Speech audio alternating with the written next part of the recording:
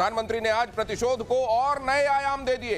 उन्होंने कहा यह प्रतिशोध ये सिर्फ शोध प्रतिशोध नहीं, ये न्याय के लिए लिया जा रहा प्रतिशोध है। मेजर गौरव आर्या मेरे साथ मौजूद हैं। प्रधानमंत्री की बात पर तो हम जाएंगे, एमईए ने जो ये कहा जी, इसके मायने क्या है? देखिए, मैं दिनेश एक बात कहना चाहता हूं, बड़ी इंपॉर्टेंट बात है। और इंपॉर्टेंट क्यों है? इसलिए कि भारत ने अब एक मन बना लिया है कि जहां ऑपरेशन सिंदूर है, जहां काइनेटिक तरीके से ठोका जा रहा है पाकिस्तान को, यहां डिप्लोमेटिक तरीके से लगातार दर लगातार पाकिस्तान के ऊपर प्रेशर है। कोई ऐसा दिन ना जाए जब पाकिस्तान के ऊपर या तो काइनेटिक प्रेशर ना हो, यानी कि तोप गोला बारूद का प्रेशर ना हो, या पाकिस्तान के ऊपर पानी का प्रेशर ना हो, या फिर पाकिस्तान के ऊपर डिप्लोमेटिक प्रेशर ना हो, स्पोर्ट्स का प्रेशर ना हो।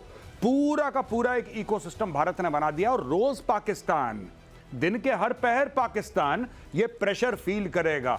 ये जो कहने वाली बात है ना कि आप हाफिज सईद को सौंपिए, सीधी बात है, आपने रख रखा है यूनाइटेड नेशन डेजिग्नेटेड टेररिस्ट है हाफिज सईद। वो क्या कर रहा है पाकिस्तान के अंदर? क्यों उसको वीआईपी प्रोटोकॉल मिल रहा है? क्यों उसको आप अपने बाबा कौम मोहम्मद अली जिन्ना वाली रिस्पेक्ट दे रहे हैं? वहां पे वापस करो भारत को। दाऊद इब्राहिम क्या कर रहा है वहां पे? मौलाना मसूद अजहर क्या कर रहा है? वापस करो। एक और बात जो भारत अक्सर कह रहा है पाकिस्तान से, और ये 2-3 बार कह चुका है, अब देखिए इसमें भी प्रेशर है कि पीओके तुम्हारा नहीं है, खाली करो, खाली करो। अब भारत धीरे धीरे धीरे चूड़ियां कस रहा है पाकिस्तान की दिनेश।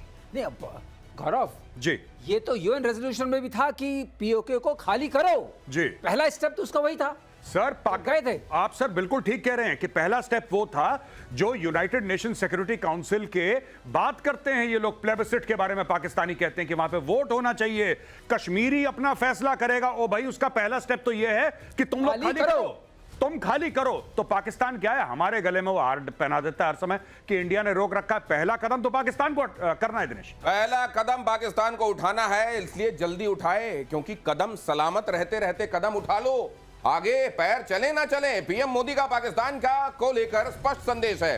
अब बात सिर्फ पीओके तक नहीं रहने वाली। पीएम मोदी ने कह दिया है पाकिस्तान के साथ न ट्रेड होगा न ही टॉक्स होंगे। पाकिस्तान के साथ न ट्रेड होगा न टॉक। अगर बात होगी तो सिर्फ पाकिस्तान के कब्जे वाले कश्मीर की, पीओके की। और अगर पाकिस्तान ने आतंकियों को एक्सपोर्ट करना जारी रखा तो उसको पाई पाई के लिए मोहताज होना होगा।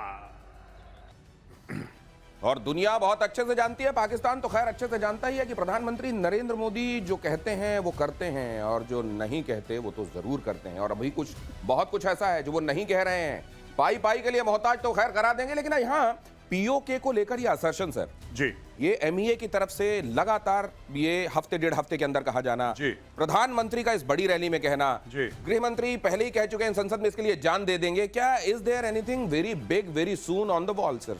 नहीं, मुझे ऐसा लगता है कि हम ऐसा नहीं कि बिल्कुल इंडियन आर्मी वहां पे पीओके के अंदर घुस रही है और कब्जा, वो नहीं। हम लोग जो देख रहे हैं ये टोटली डिफरेंट कॉन्सेप्ट देख रहे हैं, और ये बड़ा सरप्राइजिंग है कि मोदी सरकार ऐसा कर रही है। सरप्राइजिंग ये है कि चारों तरफ, जैसे अभी मोदी जी को आपने देखा, माननीय प्रधानमंत्री ये कह रहे हैं कि पाई पाई के लिए मोहताज। इसका मतलब क्या है? ये उन्होंने मुहावरतन नहीं कह दिया। बात यह है कि जो आईएमएफ से पैसा लेता है पाकिस्तान, हम उसको ब्लॉक करेंगे। जो वर्ल्ड बैंक से पैसा लेता है हम उसको ब्लॉक करेंगे। जितनी पाकिस्तान की फाइनेंशियल स्कीम्स चलती हैं हम उनको ब्लॉक करेंगे। हम चाइना पर भी प्रेशर डालेंगे कि पाकिस्तान मोहताज हो जाए पाई पाई के लिए। जितने चैनल से अभी तक वहां आतंकवाद के इस पौधे को खाद पानी मिलता रहा है उस सबको ब्लॉक किया जाएगा। ये देखिए, बहुत अच्छा ग्राफिक्स हमारी टीम ने बनाया है। कूटनीति से, अर्थनीति से, मिलिट्री एक्शन तो खैर कही दिया गया है कि बंद नहीं होगा, ये थप्पड़ पड़ते रहेंगे। पीओके में बगावत चल रही है। वहां के लोग जो कह रहे हैं कि हमको तो भारत के साथ भैया मिलना है जल्दी, खैर उनको ये पहले कहा जा रहा है कि यहां से चलो, खाली करो। सर, ये वहां को लेकर जो कॉम्प्लेक्सिटीज हैं, बहुत सारी चीजें ऐसी हैं जो कहा जा रहा है कि इसको व्यावहारिक रूप से भी देखना पड़ेगा, इस लिहाज से भी देखना पड़ेगा कि चाइना को वहां इन्वॉल्व करके पाकिस्तान ने अपने लिए शील्ड तैयार करने की कोशिश की है। इसको आप कैसे देखते हैं? दिनेश, पाकिस्तान सोचता है कि वो शील्ड तैयार कर रहा है। अब देखिए, आप एक ही चीज को देख लिए, PL-15 पाकिस्तान को दिया उसने, ये EW वल्नरेबल था जो उसको दिया। बहुत सीधा सवाल पूछता हूं सर, मान लीजिए पीओके को लेकर भारत ने कोई एक्शन किया, क्या चाइना का कहीं रोल देखते हैं? वो चुपचाप रहेगा, पीछे रहेगा, बैकफुट पर रहेगा? आप देखिए, हमें एक्शन करने की जरूरत नहीं पड़ेगी क्योंकि लीगली पीओके को पाकिस्तान को खाली करना है।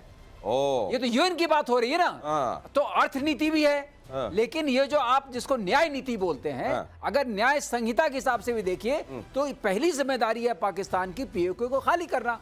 तो हम तो वही चीज मांग रहे हैं जो लिखी हुई है। मेजर गौरव आर्या कुछ जोड़ना चाह रहे हैं बहुत जल्दी से सर। जी, मैं ये कहना चाह रहा हूं कि जो असदुद्दीन ओवैसी साहब ने बोला था ना कि अंदर घुस के बैठ जाओ, बिल्कुल ठीक वाली बात, जो बिल्कुल ठीक थी ओवैसी की। हम ये पहले भी कर चुके हैं एक बार। ये पाकिस्तानी पोस्ट पे जाके बैठ गए, पाकिस्तानियों को 4 थप्पड़ मारे, भगाए वहां से, कोई बड़ी बात नहीं है। मैं ये कह रहा हूं कि थोड़ा थोड़ा करके ले लो पीओके, अंदर घुस जाएगी सेना। और मैं इसलिए कह रहा हूं, ये कोई यहां पे मैं ऐसी बात नहीं कह रहा जो पहले नहीं हो चुकी है। आप किसी भी पुराने फौजी से पूछिए जो लाइन ऑफ कंट्रोल पे अपनी सर्विस दे चुके हैं, वो आपको यही बात बताएंगे कि पोस्टों पे बमबारी होती है और हम लोगों ने पोस्ट ले चुके हैं हम पहले पाकिस्तान से। कोई नई बात नहीं है, ये दोबारा ले लो। एलओसी के पार धीरे धीरे जाओ यार, और लेते जाओ अपने हिस्से का और बना लो एक दिन अपनी सरकार। आईएसआई की बड़ी साजिश का खुलासा, पाकिस्तान हाई कमीशन में आईएसआई का जाल, पाकिस्तान हाई कमीशन जासूसों का अड्डा। मुझे बहुत हैरानी नहीं हुई, पाकिस्तानी जहां रहते हैं वो अपनी शोहरत का झंडा ऐसे ही बुलंद करते हैं। आईएसआई हाई कमीशन में जासूस प्लांट करने का काम चल रहा था। जासूसी का एक पूरा नेटवर्क तैयार करने की जिम्मेदारी दानिश की थी। दानिश ये नाम बड़ा प्रोमिनेंस के साथ सामने आ रहा है। और ये जो हो रहा था, ये लगातार वहां हाई कमीशन का काम क्या होता है, ये होता है क्या? लेकिन ये पाकिस्तानी हाई कमीशन यहां पर ये कर रहा था। बाकी जगहों पर जहां जहां पाकिस्तान के एम्बेसीज हैं, हाई कमीशन हैं, वो जरा समझ जाएं और जरा उस हिसाब से काम करें। दानिश के पासपोर्ट से एक बड़ा खुलासा हुआ है। एहसानुर रहमान उर्फ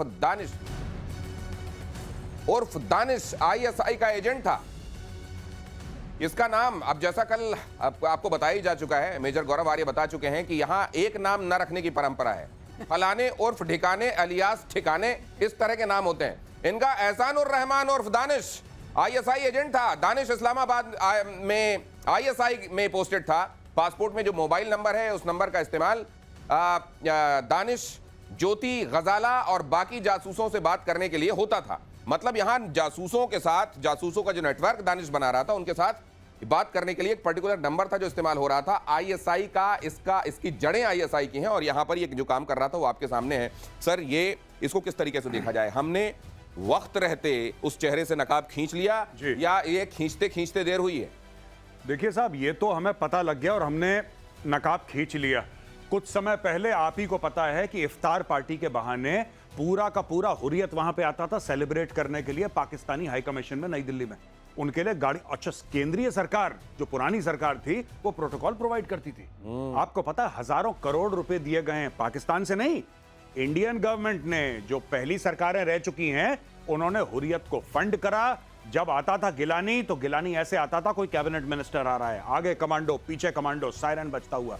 गिलानी का इलाज, गिलानी का जहाज, गिलानी का प्रोटोकॉल, वाजीवा। अब ये चूड़ियां कसना शुरू कर दी जब से सरकार आई है। और हाँ, ये स्पाइंग होती है, ठीक है, ये पाकिस्तानी करते चले आए हैं, इसमें कोई डाउट नहीं है। लेकिन अब देखना, इनका आपने प्रेजेंस इतना कम कर दिया है भारत में, अब भारत और कम करेगा। आप देख लेना, भारत और कम करेगा, फिर ये रैंडम 2-4 को निकालेगा, 5 को निकालेगा और उनका प्रेजेंस 0 कर देगा। यानी कि फिर अगर कोई पाकिस्तानी यहां पे है तो आप आराम से पूछ सकते हैं, भाई तू कर क्या रहा है, किसने बुलाया तुझे? हाँ, क्योंकि तो अभी तो एक तरीके से बहुत दिनों से उनकी यहाँ मेहमान नवाजी जैसी चल रही थी। अब उनकी धीरे धीरे उनको भी, जैसा मेजर गौरव आर्य कहते हैं, चूड़ियां टाइट हो रही हैं। बलूचिस्तान के मुद्दे पर पाकिस्तान संसद में हंगामा हुआ। यह खबर देखिए जरा, फ्लैश कीजिए बहुत जल्दी से। पाकिस्तानी सांसद ने शहबाज और मुनीर की पोल खोली।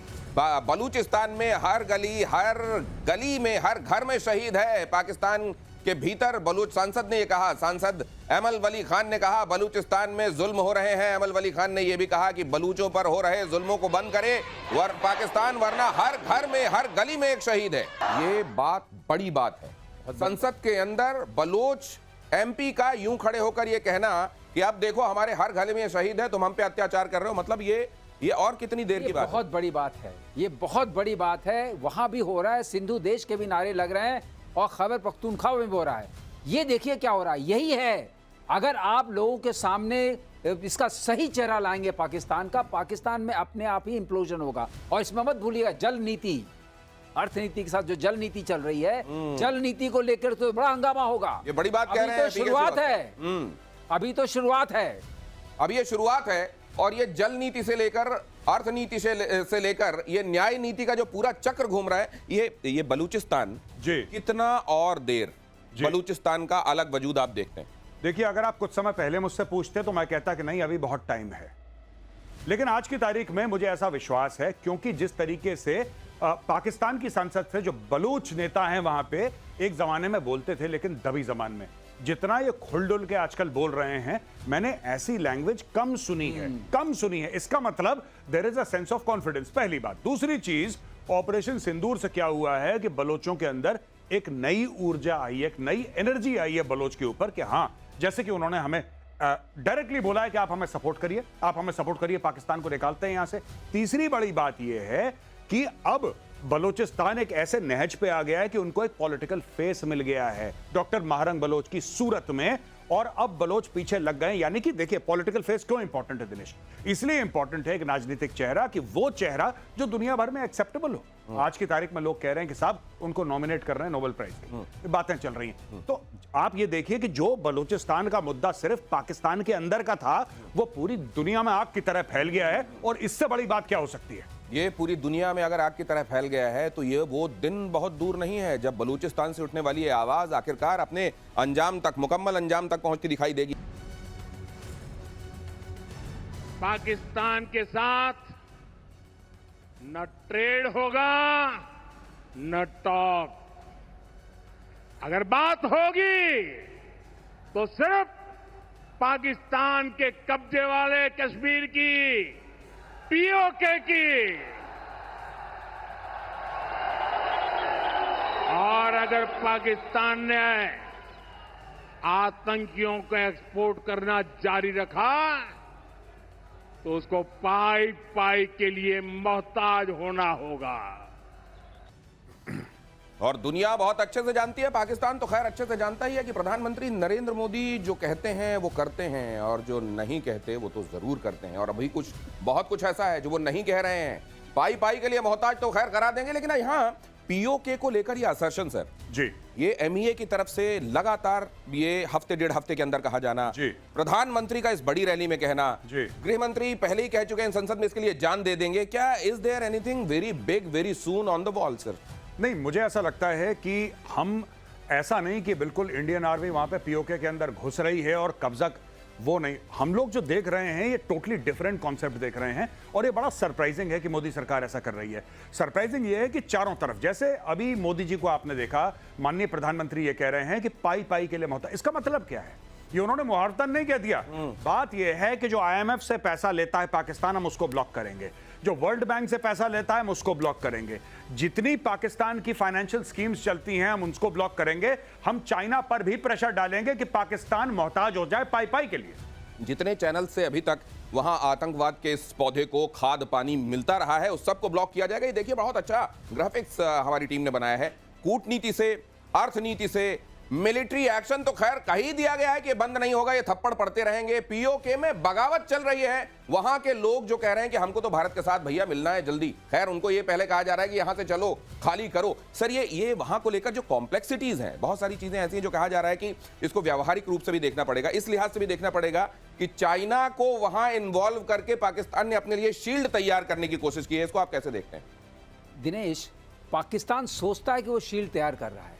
अब देखिए, आप एक ही चीज को देख लिए, PL-15 पाकिस्तान को दिया उसने, ये EW वल्नरेबल था जो उसको दिया। बहुत सीधा सवाल पूछता हूं सर, मान लीजिए पीओके को लेकर भारत ने कोई एक्शन किया, क्या चाइना का कहीं रोल देखते हैं? वो चुपचाप रहेगा, पीछे रहेगा, बैकफुट पर रहेगा? आप देखिए, हमें एक्शन करने की जरूरत नहीं पड़ेगी, क्योंकि लीगली पीओके को पाकिस्तान को खाली करना है। ये तो यूएन की बात हो रही है ना, तो अर्थनीति भी है। लेकिन ये जो आप जिसको न्याय नीति बोलते हैं, अगर न्याय संहिता के हिसाब से भी देखिए तो पहली जिम्मेदारी है पाकिस्तान की पीओके को खाली करना। तो हम तो वही चीज मांग रहे हैं जो लिखी हुई है।